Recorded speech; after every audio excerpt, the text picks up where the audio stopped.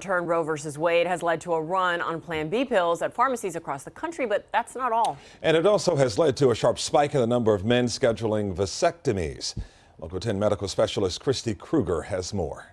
I think yesterday specifically was when my staff really started to notice a change. Dr. David Robbins is a North Miami urologist. He performs hundreds of vasectomies every year, but after last week's landmark Supreme Court decision, he says calls to his clinic have been nonstop. Whereas we're doing four or 500 a year, maybe between 8 and 16 to 20 a week. Now all of a sudden, just yesterday, the volume was noticeable from the staff. So I was in the operating room yesterday, and the staff was they called me up and said, "Wow, we got an incredible number of phone calls today asking about vasectomy, specifically people citing these change in laws." The Roe reversal means access to abortion now depends on where you live. In Florida, lawmakers passed a ban on abortions after 15 weeks, a law that is now being challenged in court. It's a precipitous change where I was doing a lot, and now the demand is sort of overwhelming to the point where I'm considering at some point coming in on a Saturday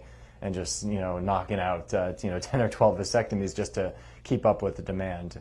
But the doctor warns many men don't realize the procedure is permanent.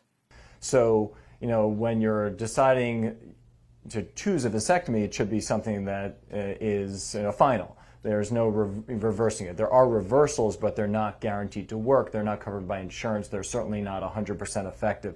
So it's a great way to achieve permanent infertility. The most common form of permanent contraception for couples remains tube tying or tubal ligation. However, Dr. Robbins says vasectomies are safer and less invasive. 18% of women are getting tubal ligations, and only about 6% of men are getting vasectomies. But when you look at the two procedures, a vasectomy is much safer and easier to do than a tubal ligation.